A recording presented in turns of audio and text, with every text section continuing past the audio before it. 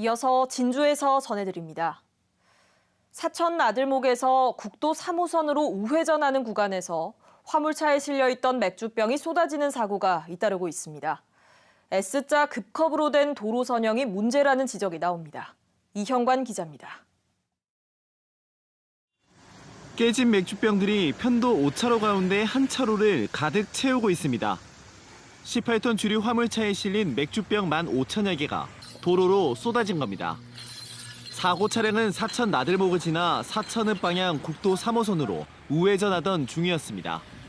사고가 벌어진 구간입니다. 이 사고로 인명피해는 없었지만 2시간 동안 교통 정체가 빚어졌습니다. 이 도로에서 화물차 적재물 사고가 벌어진 건 이번이 처음은 아닙니다. 2016년과 2017년에 이어 2019년에도 화물 차량에 실린 맥주 상자들이 쏟아졌습니다. 사천시는 해당 도로가 교통량이 많은 곳인데다 도로 선형이 S자 커브로 돼 있어 사고 우려가 크다며 한국도로공사에 시설 개선을 요구했다고 말합니다. 단구간 내에 그 커브가 두 군데가 연결되면서 항상 이런 교통사고 위험이 도로공사 측에 앞으로의 사고 예방을 위해서 시설 개선을 좀 해주라고. 이에 한국도로공사는 이 구간의 차량 속도를 늦추기 위해 도로 경사를 높이고 속도 표시계도 설치해 사고를 예방하고 있다는 입장입니다.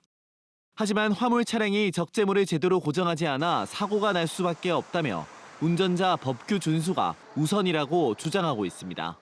선형이나 이런 데 문제가 있을 수도 있지만 고정을 제대로 안 해서 일어나는 게 아닌가 저희도 그냥 추정을 하는 겁니다. 단속 카메라를 설치를 했습니다. 그래서 운전자들이 속도를 천천히 규정 속도를 준수할 수 있도록. 경찰은 맥주병을 쏟은 화물차 운전자에 대해 일부 과실을 확인하고 업무상 교통방해 혐의로 입건했습니다. KBS 뉴스 이형관입니다. 고용노동부와 경찰이 거창의 한 물류센터에서 난 50대 노동자 추락 사망 사고를 조사하고 있습니다. 이 노동자는 어제 오전 거창의 한 물류창고에서 화물 승강기를 타고 건물 3층으로 올라가다가 승강기와 함께 3m 아래 바닥으로 떨어져 숨졌습니다. 고용노동부 진주지청은 정확한 사고 원인과 산업안전보건법 위반 여부를 조사하고 있습니다.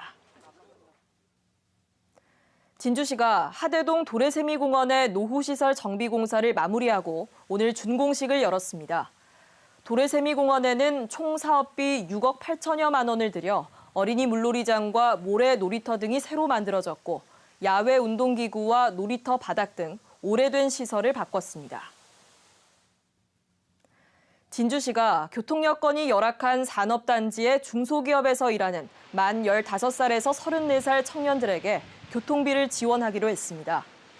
진주시는 국비 등 총 8억 4천만 원을 들여 청년 한 사람에 매달 5만 원, 1년에 최대 60만 원씩 지원하면 한 해 1,400명이 혜택을 볼 것으로 내다봤습니다.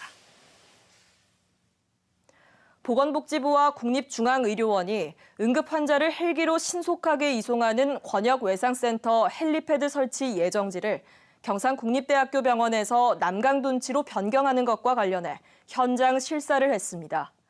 경상남도는 경상국립대병원이 권역외상센터로 지정받기 위한 필수 시설인 헬리패드를 남강둔치에 두는 것을 요구하고 있습니다. 지금까지 진주에서 전해드렸습니다.